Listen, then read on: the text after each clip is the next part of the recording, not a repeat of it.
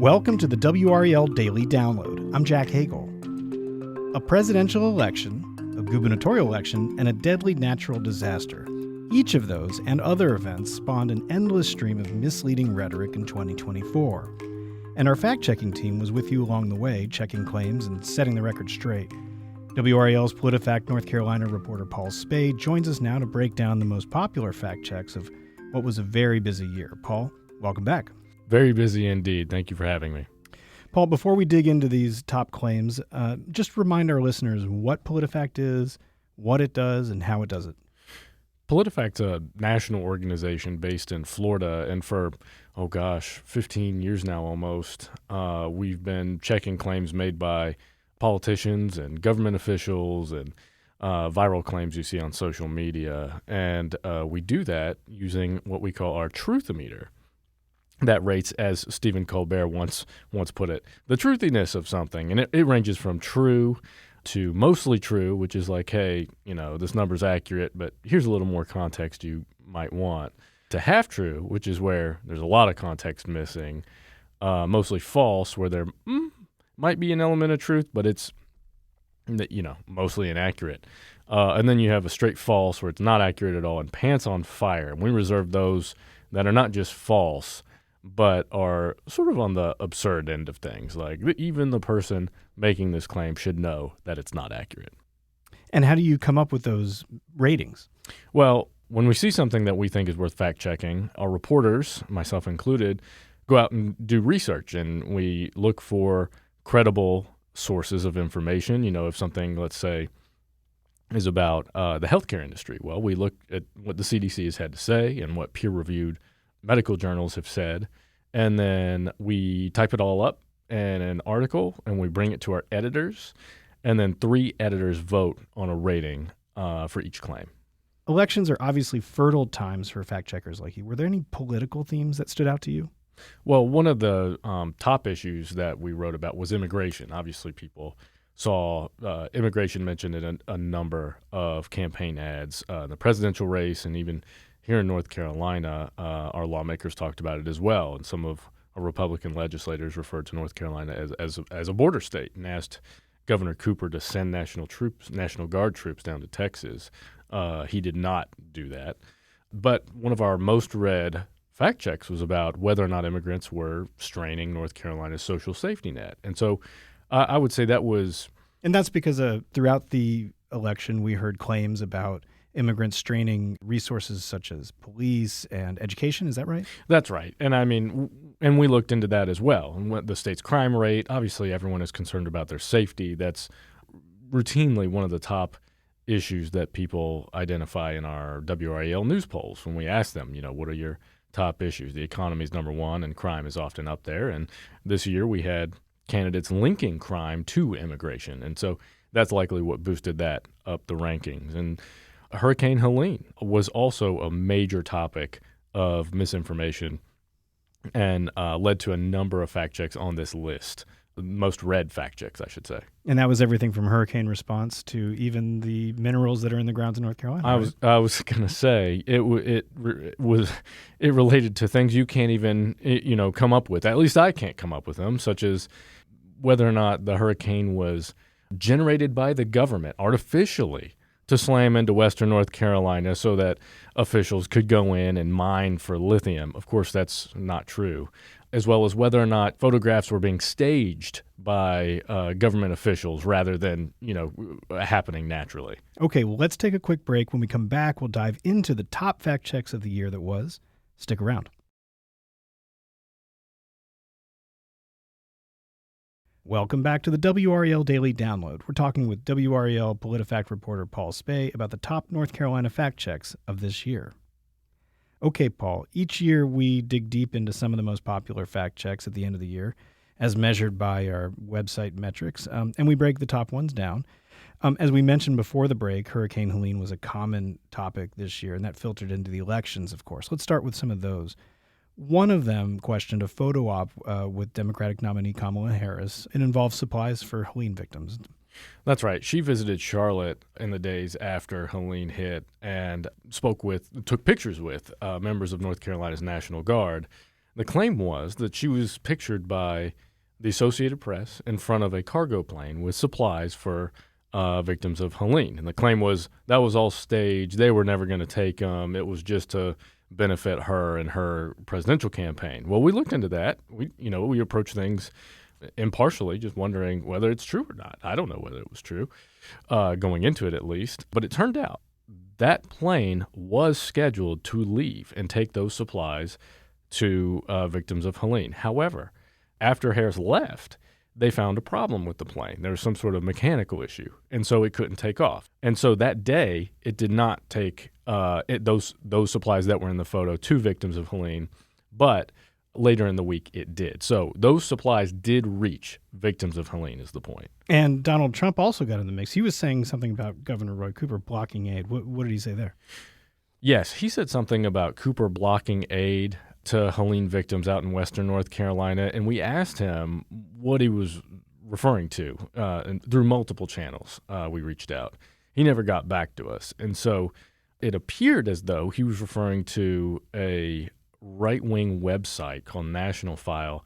They claimed to have gotten internal emails from Blue Cross Blue Shield of North Carolina that said, and I'm going to paraphrase, hey, don't go out there because, this storm was so bad, the roads are down, and the governor's office is advising people not to come unless it's part of the emergency response. Well, that website, according to Blue Cross Blue Shield and others, sort of twisted the word, misrepresented what happened there. Cooper was not telling people, hey, don't donate aid, don't give aid. He was saying the roads are bad. Many of the roads are out.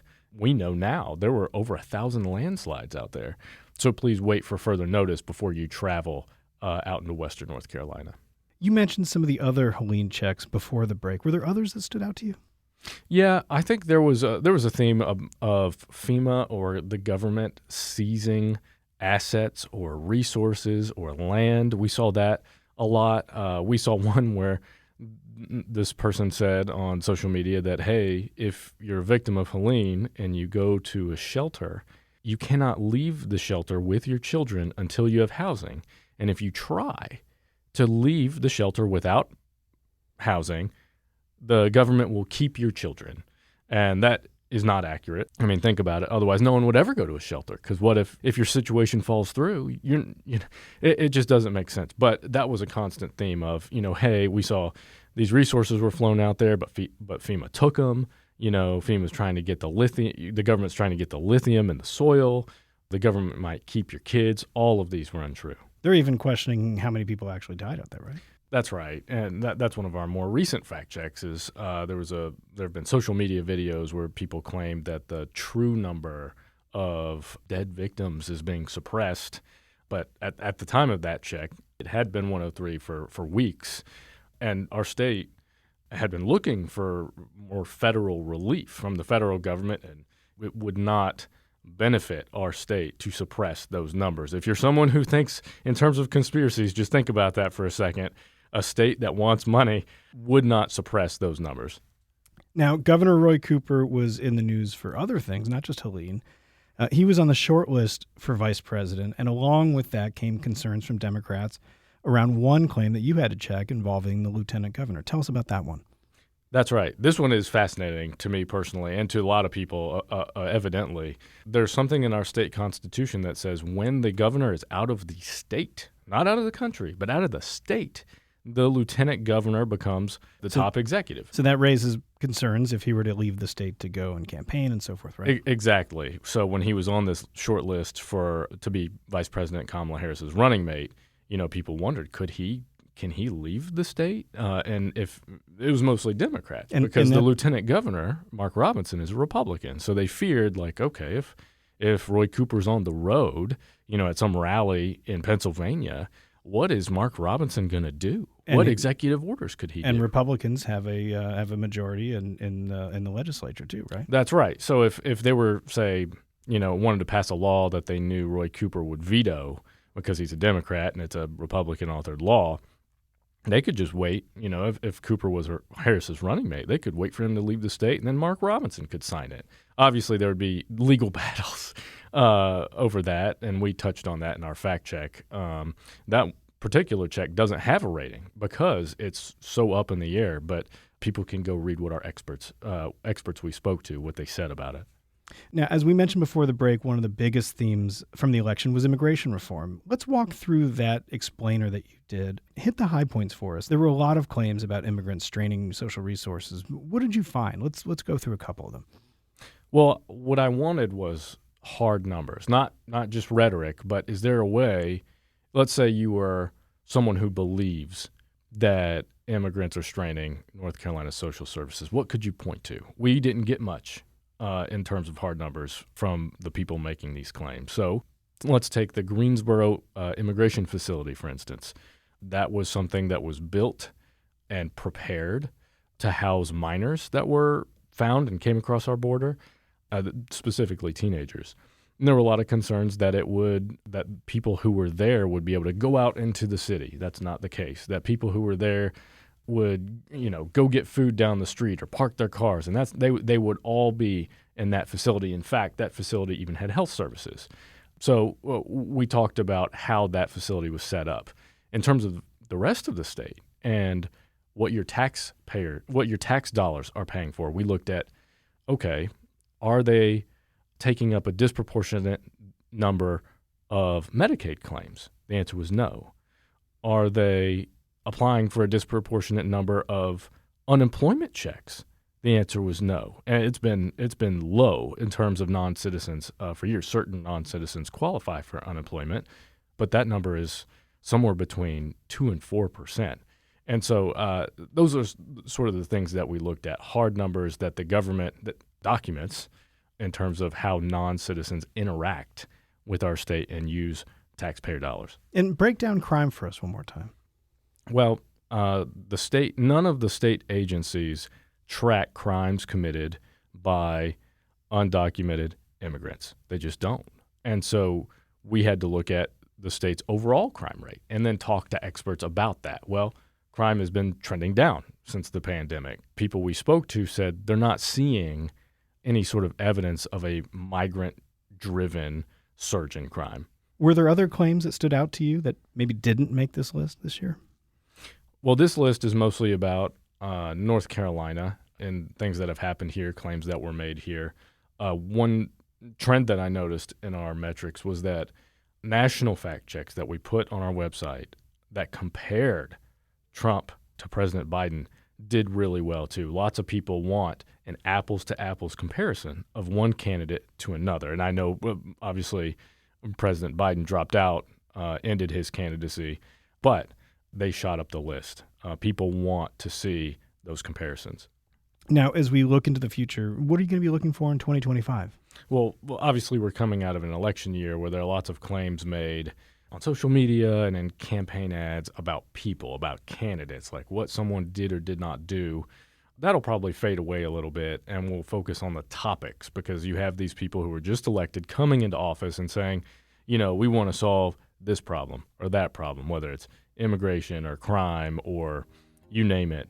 And so I expect to see a lot of topic-based claims out there about, things that we'll see on the floor of the legislature. We'll be paying attention to what the arguments are there. And I think that's something that PolitiFact tries to do across the board, especially in Washington as well. Going to be another busy year for you, I have a feeling. Thanks, Paul. Thank you.